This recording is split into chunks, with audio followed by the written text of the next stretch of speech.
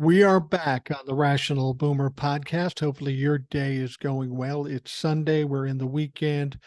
Not a lot of stuff happening during the weekend. Not a lot of new stuff anyway. We've got a couple of things to talk about, so we'll keep busy during this particular podcast. And before we get into it, I wanted to mention something. First of all, thanks to Ed for joining me on the podcast yesterday. It's always great to get his insights. A very smart guy. He and I have worked together for a number of years, so we have good chemistry when we're talking in a show format like this. Now, I've been getting a lot of people coming to me saying, Mike, what you should do is make the podcast a video podcast. And I never really liked that idea. I like the idea of having an audio podcast so people can listen to it no matter what they're doing. If they're driving, if they're working, if they're watching kids or whatever the fuck they're doing, the audio only takes a certain amount of attention. It doesn't completely distract you. It's there for you while you might be doing something else. That said, people kept saying, yeah, you should do a video podcast. So I wasn't sure what I was going to do. I was convinced that I wasn't going to change the podcast that you're normally used to listening to, and I stand by that. So what I did yesterday was I did an extra kind of a mini podcast in video format. I posted it on YouTube, links on Facebook, Instagram, and all of that stuff, okay? And I thought, well, we'll see how it goes. If no one's interested in it, then I just don't have to do it and all will be good. Well, it turned out a lot of people were interested in it. A lot of people made comments and they liked it. So now I have a quandary. Do I now do a podcast and then the extra video podcast later? I thought that's fucking stupid because I'm lazy. You know that. I'm lazy and I don't want to do extra work besides the fact that what I'm talking about in the shorter video is just redundant to what I talked about in the podcast and TikToks. Seems ridiculous to do that. So because I'm lazy and because I'm thinking about this, I thought, well, what if I just videotape the podcast as I'm doing the podcast? The audio would be available like it's normally available. And then there would be a video version of the podcast on YouTube and everywhere else you want to get it. I thought that might be reasonable. See, here's the one problem though.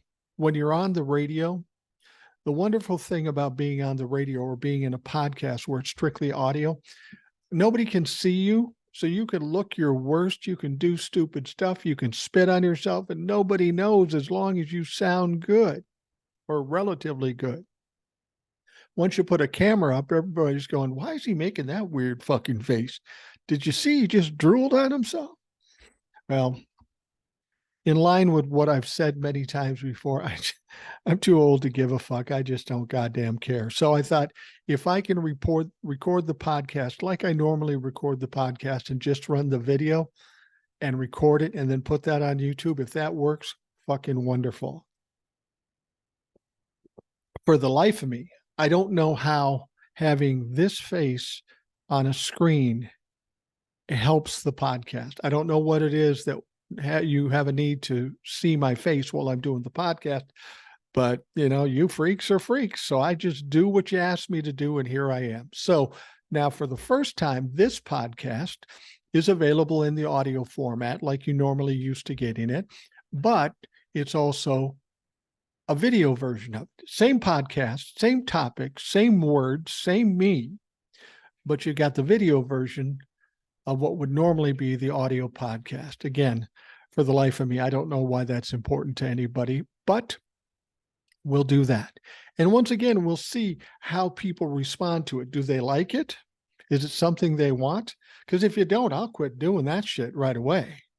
I don't like the extra work. You know that. But nonetheless, let's get down to business. Let's talk about what we're talking about. I have a email to start things off today, and this one comes to us from Gary, who refers to himself as the oldest boomer. I mean, that's what you have to understand about the boomers. I'm on the young end of the boomer spectrum. It goes from 46 to 64. I was born in 1960, so I'm the younger boomer. But make no mistake, I'm a boomer. Everybody says, well, you're really a Gen X. No, the facts are the facts. Some other people say, well, you're Gen Jones. Well, that's just some made up shit. Boomers have a certain period of time And I fall in that period of time, whether I like it or not. I am a fucking baby boomer. So anyway, Gary, the oldest boomer, writes this to me. He says, "Good morning, Mike. I haven't written in a while, but I'm a daily listener to both your podcast and TikToks. And now you're going to have to watch the fucking videos too. I'm just saying. I often have discussions with friends about politics of the day and the shit show of dirty diaper donning. My friends are always amazed at how informed and up to the date I am on all these issues. They think I must spend my days reading and researching the news. Well, I have a little secret. I listen to Rational Boomer podcast for about an hour each day while I work, and I learn all the important news of the day and projections of upcoming events. I'm always ready to have an intelligent conversation with a progressive point of view. Thanks so much for your daily education and daily dose of sanity. It is always appreciated. I must admit, sometimes I spill the beans and tell my close friends about the podcast so they can tune in and become up to date and informed just like me. Thanks again for the daily dose of sanity. It keeps me optimistic about the future of our country." Well, Gary, thank you very much. And God forbid you promote the fucking podcast. You can tell him it's all you, but just say, "Oh, and this guy kind of knows a couple of things. Check out his podcast. We got to build those viewers up." It's actually doing pretty good, and it doesn't really matter how many viewers I have. The ones I have are loyal. I feel a responsibility to the people who listen to the podcast and now the people who watch the podcast. Why they need to see me in a fucking podcast, I don't know. What am I, Joe Rogan over here? Anyhow, let's get to business and talk about what's going on. As I've always said, it's a little harder when you're doing a show for Sunday. Everything's kind of settled down. No crazy things have happened, but we've had a few things. Donald Trump's company and his former longtime lawyer and fixer, Michael Cohen, they've settled a lawsuit. God damn it. Donald Trump is getting sued by so many fucking people. He has to settle this stuff to get it off his plate. It's fucking crazy. But apparently, Michael Cohen claims that Donald Trump owed him some money for his legal bills. Oh, how could that be? Donald Trump didn't pay his bills? Well, Michael Cohen felt like he was owed some money, and of course, he sued Donald Trump. Now, lawyers for two sides disclosed the settlement during a video conference with the judge Friday, 3 days before Cohen's 2019 lawsuit was slated to go to trial. You know, Donnie, if he can avoid trial, he will settle out of court. Then you got to collect the money. That's a whole different fucking thing. But I think Michael Cohen can handle this. Details of the agreement weren't made public. Now, Cohen said on Friday, the matter has been resolved in a matter satisfactory to all parties, and his attorney, Lauren Handelsman, said the terms were confidential. Messages seeking comment were left with lawyers for Trump's company and the Trump organization. Of course, they ain't talking. Now, the legal fees lawsuit was one of the more obscure branches of the ticket of legal troubles surrounding Trump and his company. Now, still, the trial stood to give a platform to Cohen, at one time a big Trump loyalist who became an outspoken antagonist because Donald Trump fucked him. Donald Trump did to him what he does to everybody. If you're on Donald Trump's team and you think you're his closest associate or closest friend, don't worry.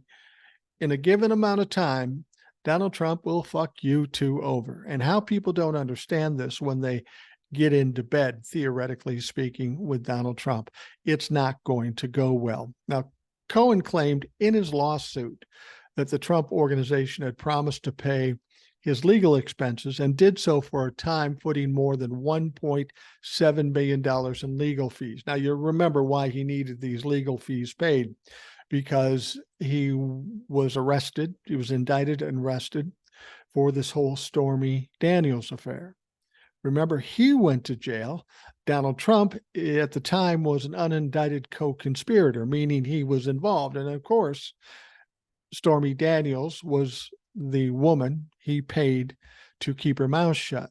So he was an unindicted co-conspirator. But now Donnie's been laid out, and they're ready to go to trial with him regarding the Stormy Daniels situation. But Cohen did that a long time ago. Cohen said the company reneged after he began cooperating with federal prosecutors in their investigations related to Trump's business dealings. Well, of course, what do you think he's going to do? Once you turn rat, Cohen, Donnie's not going to pay you anymore. He may have other reasons to quit paying you, but if you're going to be a rat, he's not going to pay you. Well, as luck would have it, the judge saw it the other way, and they said, fuck you, Donnie. You're going to pay this motherfucker. Cohen's then lawyer stopped representing him after the company stopped paying. So now all of a sudden, he doesn't have representation. His lawsuit said that harmed his ability to respond to federal investigations. And I guess you spent some time in jail, Michael. Of course it didn't work out for you. Now, in court papers, Trump Organization has disputed that it made certain promises and said it satisfied any obligations it did have. You know, Donald Trump makes a promise. When it goes to shit, he goes, I never said that. I never said that. Of course, that's always the answer that they fucking give. And the bottom line is, if you're counting on Donald Trump paying any bills, yeah, not going to happen. Donald Trump is a habitual deadbeat. He doesn't pay his bills for anything. His attitude is this: look, I'm a big guy. I'm a billionaire. I owe you money. Yeah, I know that, but you better come get it. You're going to have to sue me for it. But wait, I got 1 million lawyers, and I got 1 million people that will fight against you. We'll drain you dry before you can ever win your case. That's always been his strategy. Now, he's tried to use that same strategy after he became president. The problem is, Donald Trump, when he was in business, he was a big fish in a small pond. Now he's a small fish in a big pond because he's got to go up against the U.S. government and the people of this country. And it ain't going so well. Now, they did start jury selection in Cohen's case on Monday. And among the prospective jurors, more than half said they had strong opinions about Donald Trump, the front runner in 2024. We know that people in New York just don't like this motherfucker. It's his hometown, and they still don't like him. That's why they're very nervous about this Manhattan district proceeding for Stormy Daniels. He's going to have to attend court in Manhattan, where most people hate that sumbitch. So he's particularly worried about that case. That's not going to go well for him, and that's scheduled to start in March. While the former president would not have been a witness in the trial, of course he's not going to testify, Donald Trump Jr., who was a leader in the family business, was expected to testify. Can you imagine that? Can you imagine if Don Jr. had to fucking testify? My God, that would have been hilarious. Eyes all squinty and jerking around and tweaking and stuff. We never promised we'd give him the money. He's a liar. It's a hoax. It's fake news. Honest to God, I would have paid money just to see Don Jr. testify, because he has the same problem Donald Trump has, and that's his inability to tell the truth. Now, just as a reminder, you remember Michael Cohen pleaded guilty back in 2018 to multiple charges admitting that he lied to Congress, which he did, violated campaign finance laws through excessive political contributions, lied to multiple banks to obtain financing, and evaded income taxes by failing to report more than $4 million in income. Oh, he was a naughty boy. You know, you remember at the time when he was working for Donald Trump and we were seeing all these things where he was strong-arming people to get what he wanted. Everybody hated that motherfucker. They saw him as a mob lawyer. Nobody liked Michael Cohen, but the moment he flipped on Donald Trump and started exposing the crazy shit, the illegal shit that Donald Trump does, oh, he became a favored son. And that's kind of where he is now. What's he doing now that he's out of jail? Well, he shows up on every left side newscast all the time, and he has a podcast. And I'll guarantee you that podcast is probably bigger than mine because he's got name recognition. He's been to jail, for God's sake. Maybe that's what I need to boost the ratings. Spend a stretch at Rikers. No, I don't feel that strongly about the podcast or anything else. I love the podcast. I love the people who listen to it, but I ain't going to fucking Rikers. Now, of course, Michael Cohen became a key witness in the grand jury that led Trump's April indictment. So he went to jail for the crimes that he and Trump committed. He got out of jail, got a podcast, got on TV, and now Donald Trump has been indicted for the same thing, essentially. And now he went from being the defendant to being the key witness against Donald Trump. It's amazing how that works out, isn't it? Donald Trump is never loyal to anybody. And all that does is cause other people not to be loyal to him. Unfortunately, these people wait too long. They stand by him too long. And a lot of them will end up going over the cliff with Donald Trump. And that's the unfortunate thing. That's the thing that I have yet to understand how that occurs, how they don't see it. I mean, if I'm a friend of Donald Trump's and I have to decide whether or not I throw him under the bus or not, I have to see that Donald Trump's prospects aren't very good. He's not going to survive through this barrage of indictments and ultimate trials. He's just not. As I've said many times before, he's got 70 felony charges now. When it's all said and done and all the indictments are out, he could have 150 fucking indictments, or 150 charges, I should say, all felonies. And as I've told you before, he only has to get convicted of one. And when he gets convicted of one, it's all fucking done for Donald Trump. If it's an espionage charge, it could be from anywhere from 20 years to life in prison. Now, whether he'll get 20 years or life in prison, I don't know. But if he gets 5 years, for God's sake, he's 78 years old. He's not very healthy mentally. He's not very healthy physically. And this shit is raining down on him like nobody's business. A man that age with that sick of mind cannot survive the barrage and the tumult that's going to come his way over the next 16 months. Now, while Friday's settlement resolves a suit over Cohen's legal expenses, a trial is set for October in New York. Attorney General Letitia James starts the business fraud lawsuit against Trump's company and the businessman turned president. See, that's one of the lesser dangerous trials he's got coming up. But Letitia James, the Attorney General, is suing him for $250 million for the fraud committed by him and his business.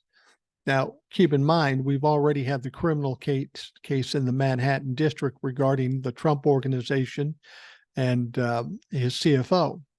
Both were convicted. His company was convicted 17 times of fraud. We know that Donald Trump's connection to the Trump Organization is very close. It's a very small in terms of numbers of people in the Trump Organization, and he had his paws over everything. So he's no doubt going to lose that lawsuit. And $250 million, that's quite a bite. That is quite a bite. We'll see. We'll see what happens. But Donald Trump is in a bad way at this point. He is he's not doing well. And Michael Cohen is doing everything he can to make sure it goes worse for him. You know, that's what you have to think about. We have an indictment in Manhattan. We have an indictment in Florida, an indictment coming in Georgia, an indictment coming in Washington, D.C. with the January 6th thing. Everybody's worried about him being the candidate or the nominee for the presidency for the Republican Party in November. How the fuck is that going to happen? He's going to be making court appearances after court appearances. He's going to have 4 to 5, maybe 6 different criminal trials that he's going to, not to mention 2 or 3 civil trials. When's this fucker going to have time? When is he going to have time to campaign when he's bopping around the country attending court proceedings? I don't get it. But still, the Republicans are standing behind him, and still Democrats are worried that he's going to be the candidate. Let me tell you something. The best thing that could ever happen to the Democratic Party with regards to the 2024 presidential election is if Joe Biden is going up against Donald Trump. Keep in mind, he lost by 7 million votes in 2020. Please explain to me what he's done to gain support, gain votes between then and now, and what he'll get going up to 2024. A lot of bad shit is going to be exposed, a lot of evidence regarding January 6th and all the other things he's involved in. This is not going to serve Donald Trump well when it comes to a general election. He has virtually no chance to win the presidential election in 2024.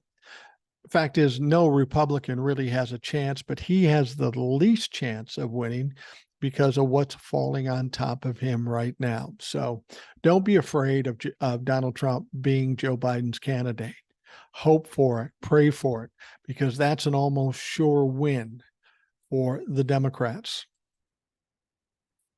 Now, there's a number of politicians who they're kind of stoking some speculation that they could make late entries into the 2024 presidential race. The question is, why are all these people even getting into the race, given that they're getting 2 and 3%, save for Ron DeSantis, who's fading fast? Nobody's even close to Donald Trump. Why would those people who are currently in get in the first place? And why would some other people get in at a late date?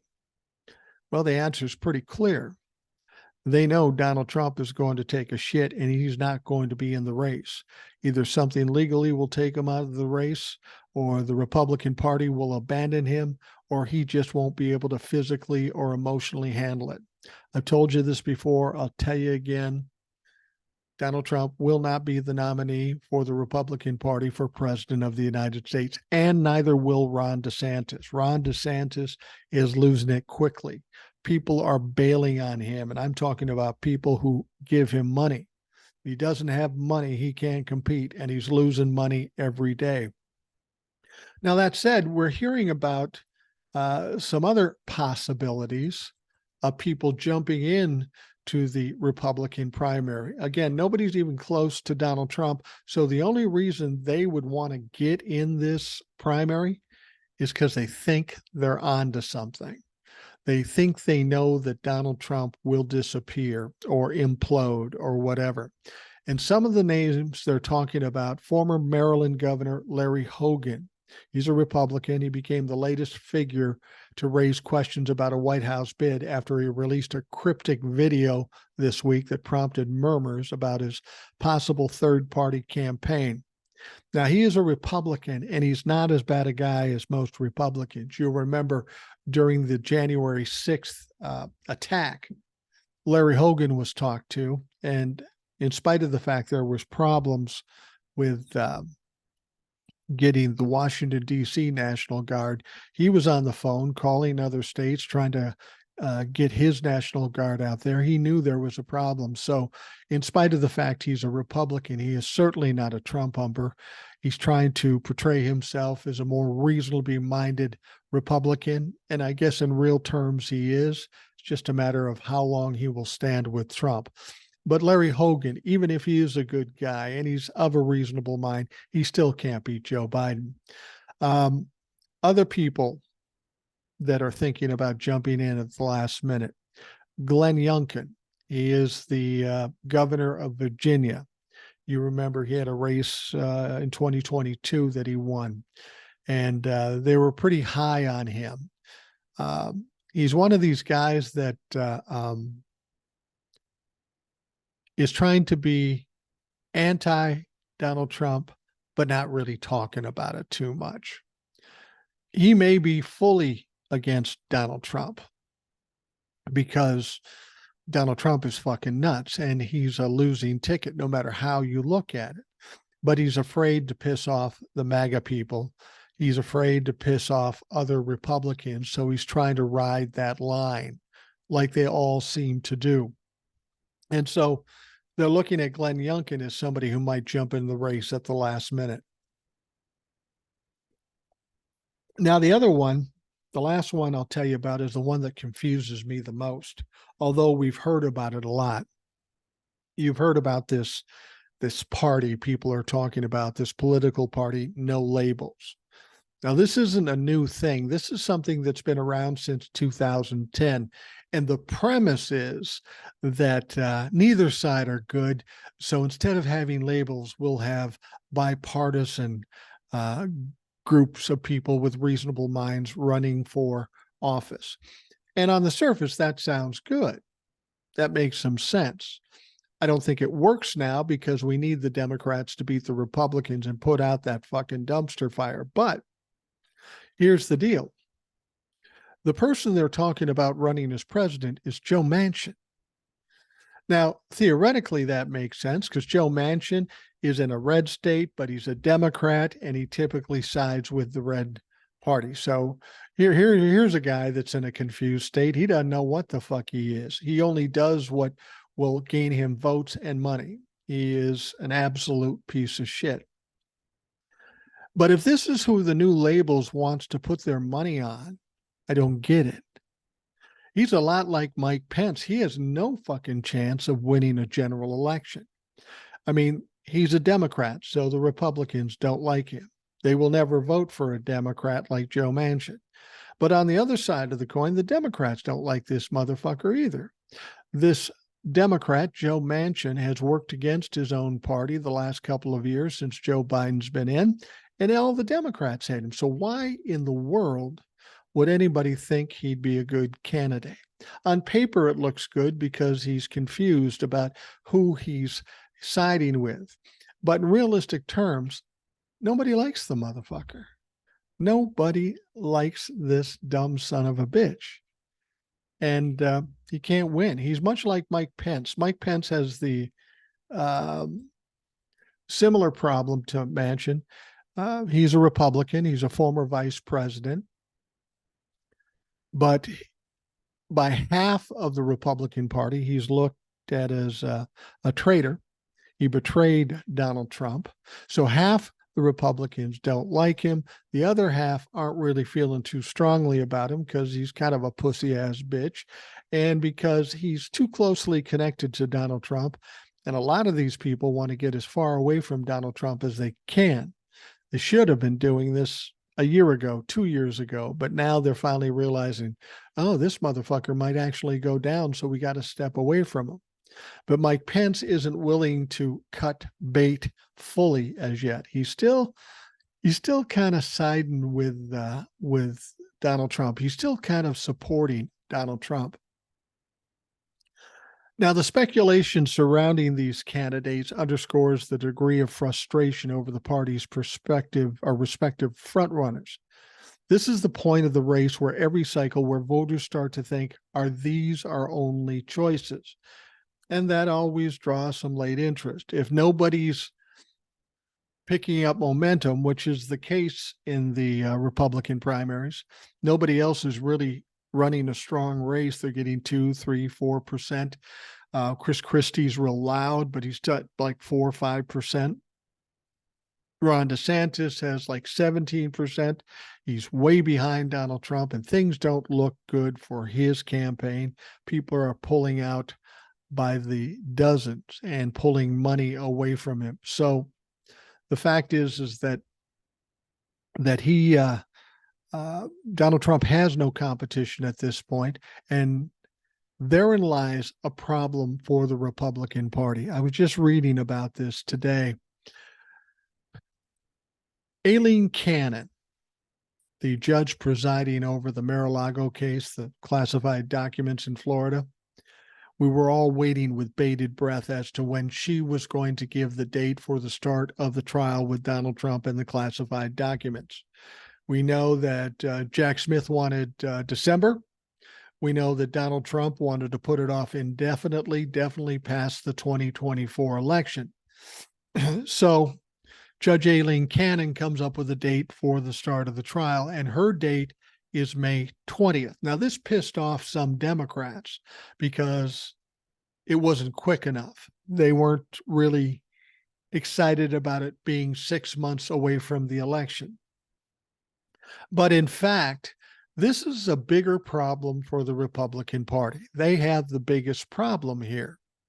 Because you see, when it comes to picking a nominee, the nominations start around March or April. And then the final date for the nominations is May 31st. So this will be before the start of Donald Trump's trial. He could presumably be still in the same position he's in now as far as leading the pack in the primaries, assuming all the evidence that comes out doesn't bring him down. Say he maintains this level of support. It's going to come down to March or April. Donald Trump is going to be clearly the leader in the primary, and they're going to have to go with him. But as I've said, some of these other people that are coming in late are betting on the fact that Donald Trump will drop out or be forced to drop out. But if he doesn't start the trial till after the nomination, he'll get the nomination. And then a month or two down the line, if he drops out or is forced out or is just not a viable candidate anymore, that leaves the Republicans holding the bag. They have to decide what the fuck are we going to do here? I mean, what the fuck is going on? How are we going to come up with a candidate in short order to compete against Joe Biden? So once again, Donald Trump is fucking himself, he's fucking the country, and he's fucking his own party. And this is why I think there is no Republican that can beat any Democrat in the 2024 presidential race. And this is largely the reason why I believe that that there is going to be a blue wave and there's going to be a massive switchover when it comes down to 2024. I think the Republicans will lose the House by a lot. I also think that the Democrats will hold on to the Senate and probably gain some seats. Of course, Joe Biden will remain as president, and then the Democrats can get some things done. Joe Biden won't have to worry about another election. All he has to worry about is his legacy, and they can get some progressive shit done for the next 4 years from 2024 to 2028. And when they get all that stuff done, some good things for the people of this country, it's going to make it very easy for whoever the Democratic candidate for president in 2024 is, because you've got the history of success and the history of helping the people of this country as opposed to what the Republicans do. All right, we're going to take a quick break, but we'll be right back. Now, you people on YouTube, we aren't going to take a break. I take the break on the audio recording because that's what I've always done. Usually it gives me a chance to take a break, but I'm not going to do that with the video. 2 reasons. I'm too lazy and I don't know how to edit video. So here's what I'm going to do. We've got this little break here, okay? And we're going to get back to it in a second. I'll edit the audio, which I can do, and it'll be just like any other podcast for those listening in audio. But you and I are in on this little secret that I didn't really take a break. I'm toughing this out. I'm taking one for the team. I'm pushing through the full hour. All right, now we're going to get back to it, and that's where the audio will start for the people on the audio podcast. All right. Interesting things with Jack Smith. We know Jack Smith issued a target letter to Donald Trump. Now, the presumption is that he will be indicted. The other presumption is that given that that target letter went out, it's likely that the indictments are imminent, like within days. I thought it might have been Friday. It could be Monday. It could be later in the week, but it almost has to come pretty quick, because I'm certain that Jack Smith on the federal level will want to get ahead of Fani Willis. And we know Fani Willis in Georgia is talking about indictments in the first 2 weeks of August. So, we're at the 23rd today. We got a week before the first day of August. So it's got to happen quickly. So you would presume at that point, I did anyway, that Jack Smith had everything wrapped up and he was just getting his ducks in a row and he was waiting to issue the indictments at the right time. Well, that said, seems like that motherfucker's still working. He's still getting testimony. Now, he recently had personal aide to Donald Trump, a guy by the name of Russell, testify in front of the grand jury. Now, this is an interesting guy because he's just a guy. He's not rich. He's not famous. He's not powerful. He's Donald Trump's, or was Donald Trump's, right-hand man, especially on January 6th. So he was literally standing next to Donald Trump through that whole morass during January 6th. So he knows what Donald Trump did and what he didn't do. So he has some information that's very valuable to Jack Smith. He testified. Now, this guy, whoever he is, had probably two choices. Jack probably gave him two choices. You can go to fucking jail, or you can tell us what Donald Trump did or didn't do. And I'm sure this guy has no reason to stay loyal to Donald Trump. He can see that Donald Trump's going by the wayside and that his life would be over if he stood loyal to Donald Trump. So he really has no choice.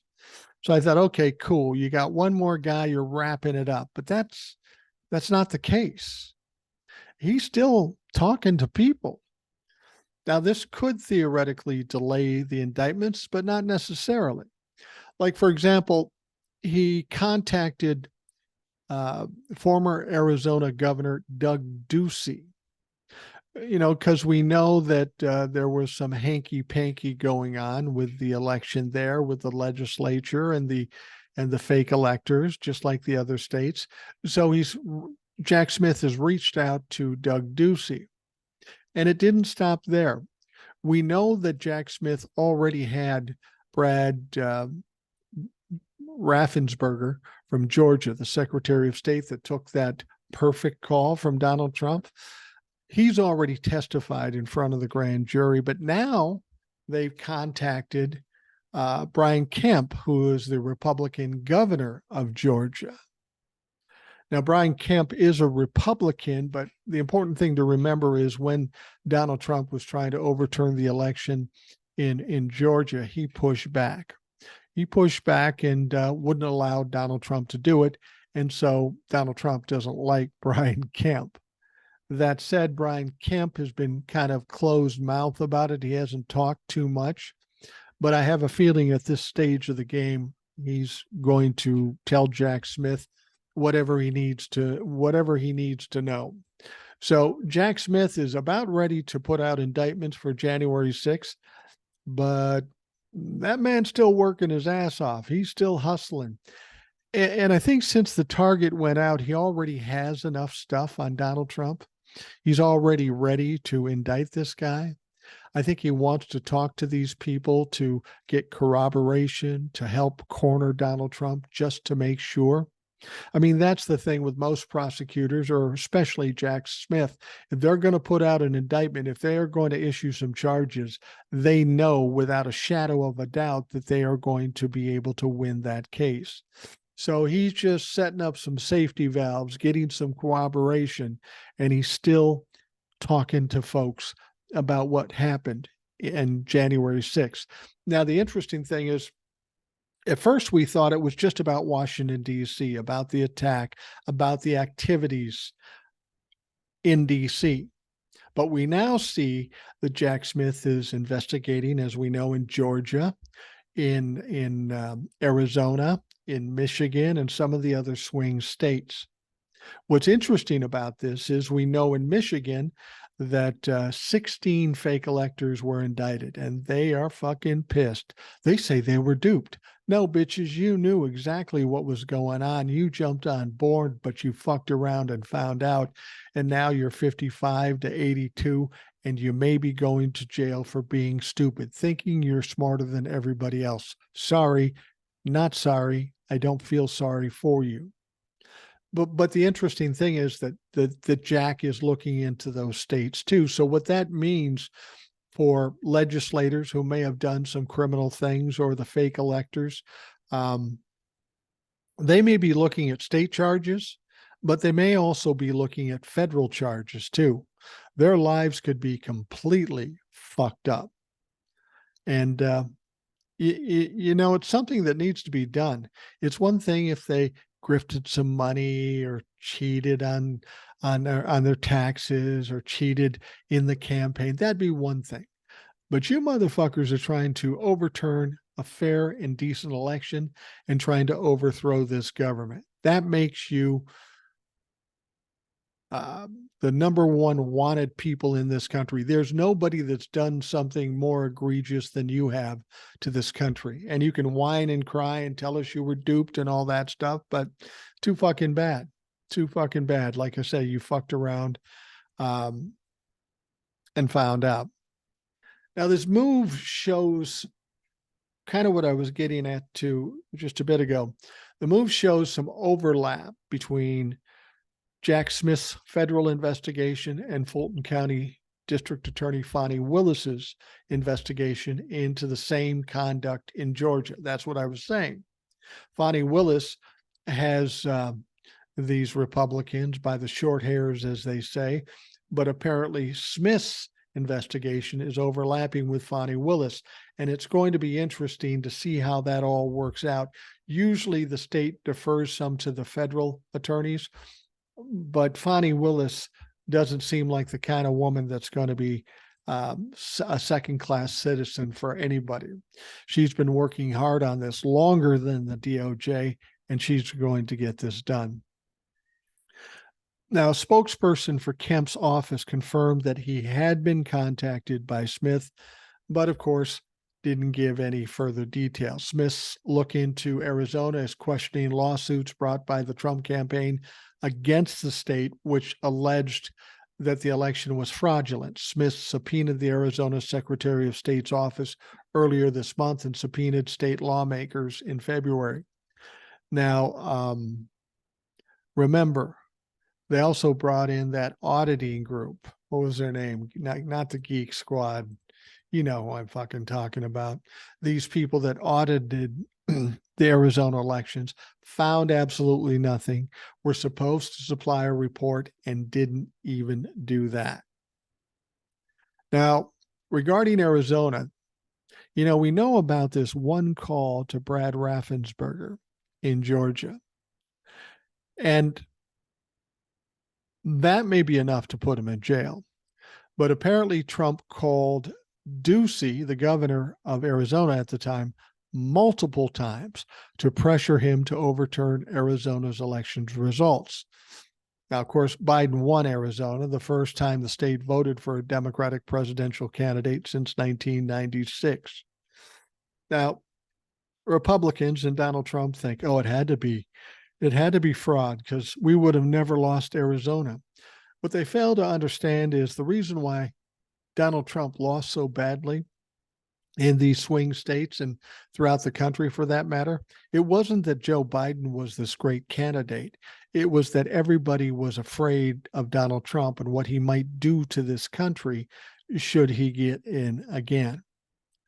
They want to blame voting machines. They want to blame the Democrats. They want to blame all these people about them losing. And for whatever reason, they don't realize they lost because of themselves, because of the radical right attitudes and policies and the fighting and the arguing and the name calling. People are just tired of that shit. They're tired of that shit, and they didn't vote for Donald Trump. Now, Fonnie Willis, the Fulton County investigation centers on a phone call, as I said, made to Georgia Secretary of State Brad Raffensperger, where he said, geez, man, you got to find me 11,780 votes. I don't know how much more obvious they have to be in this situation, but apparently we need the investigation. I think that audio tape is going to be extremely damaging to Donald Trump. That may be the main thing that Fani Willis focuses on in her indictments. Donald Trump is certainly going to get indicted. Now, Rudy Giuliani has already been identified as a target in Georgia, which means he's going to get an indictment. We know that Mark Meadows is likely to get an indictment. And you're probably saying to yourself, well, wait, didn't it sound like that he testified against Donald Trump and that he threw Donald Trump under the bus? Well, yeah, he did on the federal level, but as far as we know, not on the state level. See, that's the problem that Meadows has. He can go to the federal court, cut a deal, and get lesser time. But unless he did that with Georgia, he's still going to get hammered. Mark Meadows and a lot of these people have this problem. They're dealing with state laws and federal laws. And if they're going to try to game the system, they've got to gain both sections of it. And I doubt they're going to have an opportunity to do that because I'll just be honest. I don't think Fani Willis is about cutting deals at this point. She doesn't need to cut any deals. She has the facts. And this is going to make her career ultimately. If she goes at this case, makes the indictments, wins a conviction against Donald Trump and some other high-level Republicans, well, she won't be the district attorney very long. That woman could write her own ticket doing anywhere. She could write books, go on speaking tours, be a lawyer of her own accord with her own shingle out, making all kinds of money. So this is a key opportunity for Fani Willis. And that's why I don't think Fani Willis is going to cut a deal with Donald Trump or anybody else. Why would they? I mean, this country, everybody always says, well, just let them go. This country needs to heal. Now, the only way this country is going to heal is if Donald Trump is held accountable. If Donald Trump does some time, that he's convicted and actually gets charged and does some time. There was a point early on in this thing, I said, yeah, there's no way Donald Trump will ever go to jail because he's a former president. Logistics are tough. But after we found out all that we found out, and I don't think we've even heard the worst of it yet, but what we know right now, there is no choice but to put Donald Trump in some kind of lockdown. And I say lockdown because I don't know if that means a federal prison. I don't know if it means one of those camp prisons. I don't know if it's house lockdown. I don't know what it's going to be or how they're going to work it out, but there's no way he doesn't get locked down. The crimes he committed, the risk he put this country at, and still puts this country at, there's got to be accountability. Otherwise, there's going to be fear that somebody else will do it. We've got to put a stop to it. As I've said before, like Barney Fife on Andy Griffith would say, we got to nip it in the bud. Nip it. Anyhow, we'll see what happens with that, but it's getting messy. And I suspect the next couple of weeks are going to be interesting. So you'll see me a lot on TikTok. You'll hear me on the podcast. And now apparently you'll see me on YouTube and some other places in a video podcast. Again, the fuck is wrong with you people? Why do you need to see my face when I do the podcast? This is not a plus. This does not help what I'm trying to do here. But you want it, I'll fucking do it. Jesus Christ. All right, this is a story that kind of confounds me. I don't understand it. I understand what happened and how stupid it was. You'll remember the story where Marjorie Taylor Greene showed nude pictures of Hunter Biden and Hunter Biden in some kind of sexual act with some unidentified woman. We know why she did it. It had nothing to do with the hearing. I mean, it was part of of Hunter Biden's laptop, but it really had nothing to do with the bribery and all those things. It had nothing to do with that. Marjorie Taylor Greene was mad. She was pissed off, is what she was, because she stood in a hearing and she thought she was doing something and comparing Joe Biden to LBJ and to FDR, and she thought she was owning Joe Biden. But she's so stupid, doesn't understand history, doesn't even know who LBJ and FDR are. So in that comparison, she was actually complimenting Joe Biden for doing so much for the people of this country. God forbid he do something like that. So when she put that out, Joe Biden then took her words from her mouth, just played it without any kind of editing, and said, I support that message. And it embarrassed her to no end. So we know how Marjorie Taylor Greene is. She's not unlike Donald Trump, so she has to hit back. And the only way she felt like she could hit back against Joe Biden is by showing nude pictures of his son. But there's some problems with that. What Marjorie Taylor Greene did was unethical. I mean, on the House floor, for God's sake. This woman talked about the Democrats showing some decorum. This bitch doesn't know the meaning of the word decorum. This is so far outside of decorum, it's fucking ridiculous. But what she did puts her in line for a lawsuit, certainly, and possibly an arrest, because what she did apparently was a felony. She showed these pictures. She didn't have approval from the subjects of the people of the picture, and she could be in all kinds of legal trouble. Now, I know on TikTok, there are a lot of TikTokers that were whipping people up and getting them to call the Sergeant of Arms, the police department, the Republican Party, Kevin McCarthy, and all this shit. And apparently they got quite a bit of heat. And the Republicans should look at this and do something about it, but we know they won't. Now, whether something will come out of this or not, I don't know. But it's the response of Hunter Biden to the situation. Now, if I'm Hunter Biden, I'm pissed off. I'm embarrassed. And I want to go for blood when it comes to Marjorie Taylor Greene. That said, Hunter Biden's attorney filed an ethics complaint against Representative Marjorie Taylor Greene on Friday, after the Republican firebrand showed graphic sexual pictures. An ethics complaint. What the fuck does that even mean? I mean, Hunter Biden isn't in Congress, and you're going to file an ethics complaint. What's that going to do? You're going to send her in front of the ethics committee in the House of Representatives, where the Republicans hold the majority? You think they're going to do anything to her? Think of all the things she's done up to now, and they've done nothing to her. So why does Hunter Biden file an ethics complaint against Marjorie Taylor Greene? How is he even able to do that if he's not in Congress? I don't fucking get it. I mean, frankly,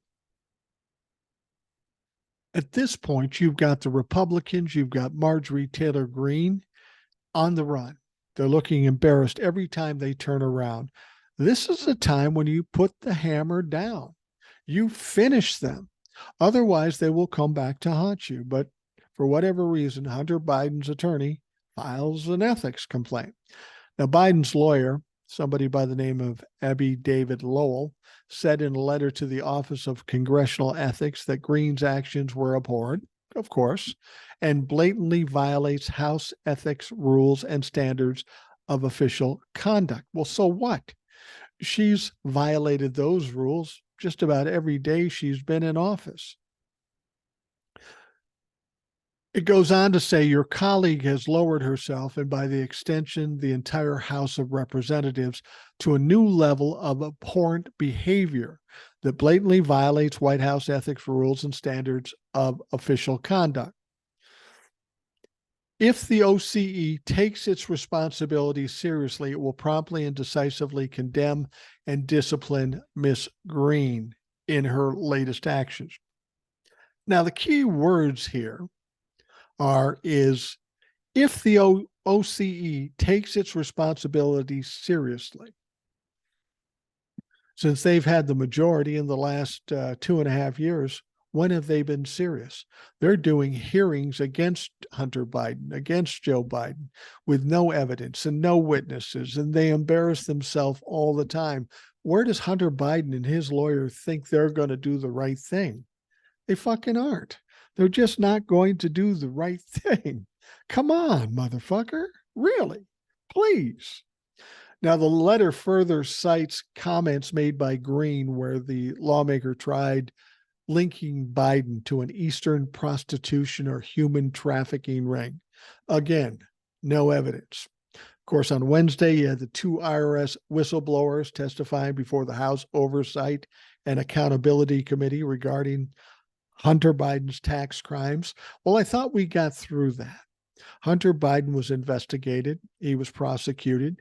He pled guilty to tax evasion charges. They happen to be misdemeanors. They're not felonies. He won't go to jail. He'll probably be on probation. But apparently that's not enough for the Republican Party.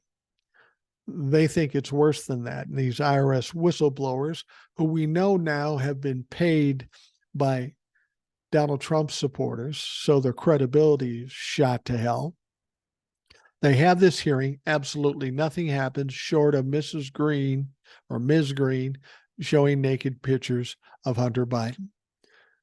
This whole hearing that was supposed to blow the lid off the place, expose everything that Joe Biden did, the only thing they accomplished was exposing pornographic pictures of Hunter Biden. Tell me that is not fucking embarrassing.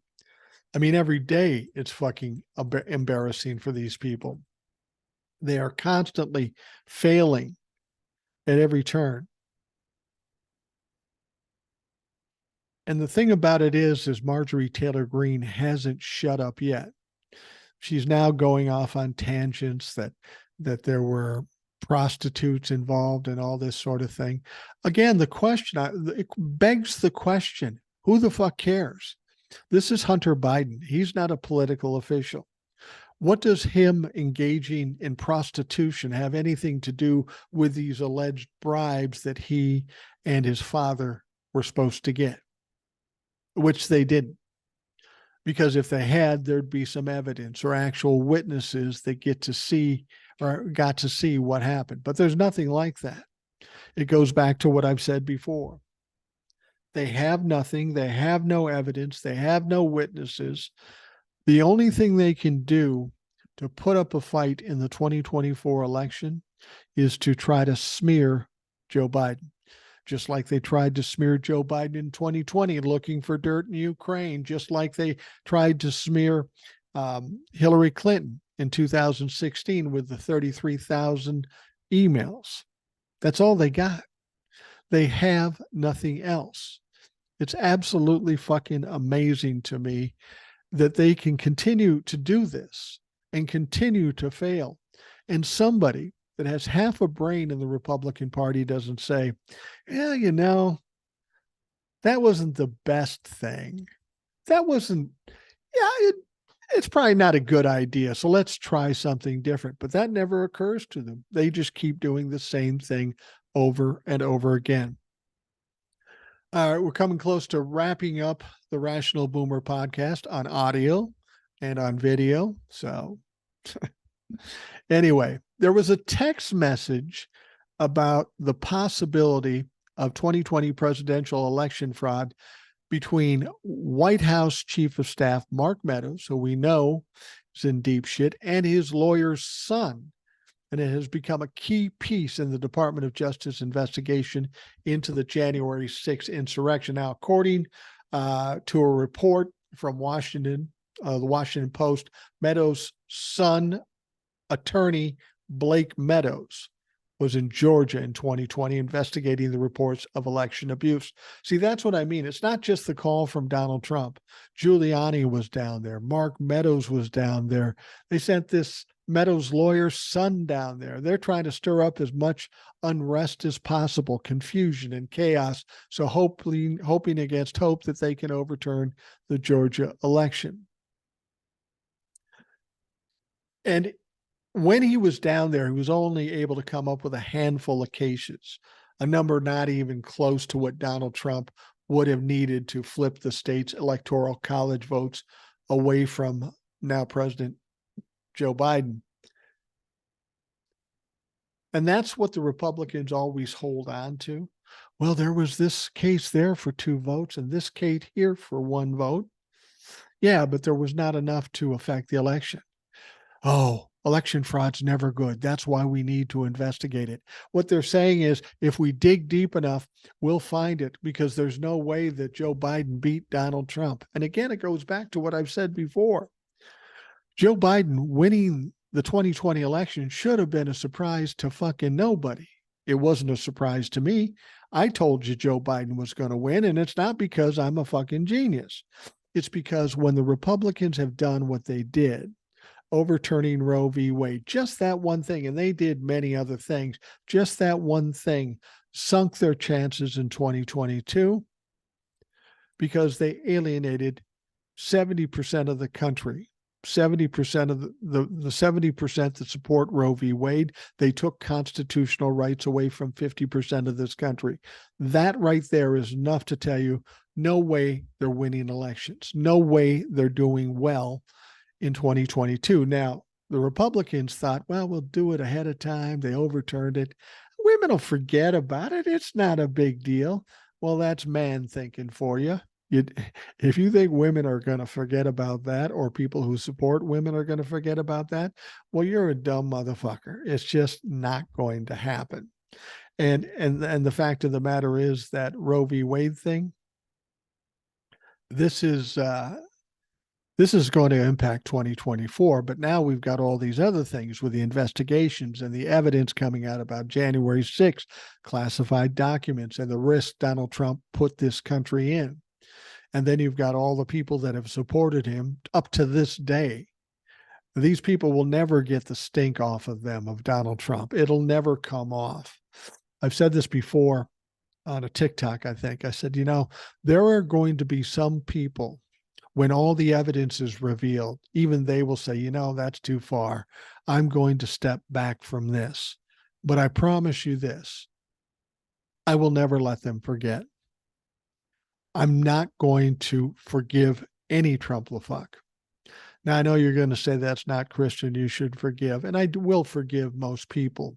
But what happened with the Republican Party and Donald Trump and the people who still support him, they put our lives in danger. They put my kids' lives in danger. They put my grandkids' futures in danger.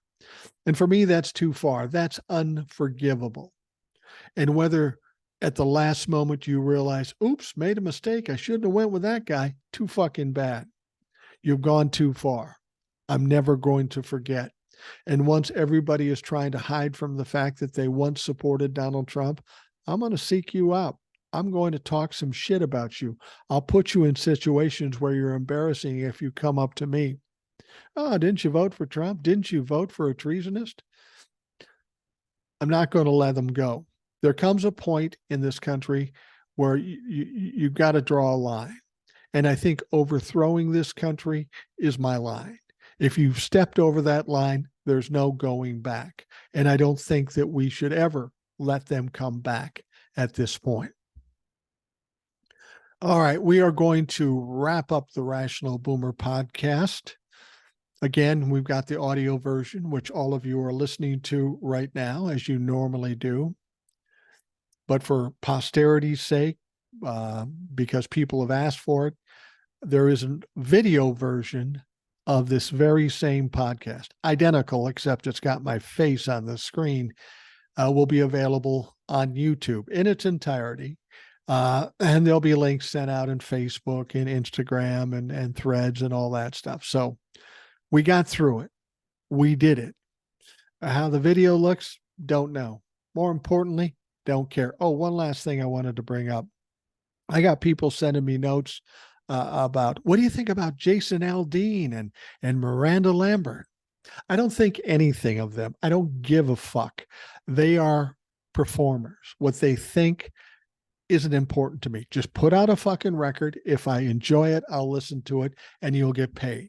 But your politics or your opinions or your Trump-la-fuck ideology, don't give a fuck about it because you don't count.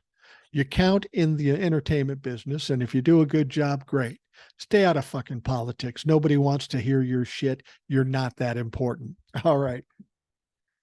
I want to thank everybody for taking the time to listen to the Rational Boomer podcast. For those of you who watch the Rational Boomer podcast, I appreciate that as well. I hope you have a great day, and we will talk to you again tomorrow.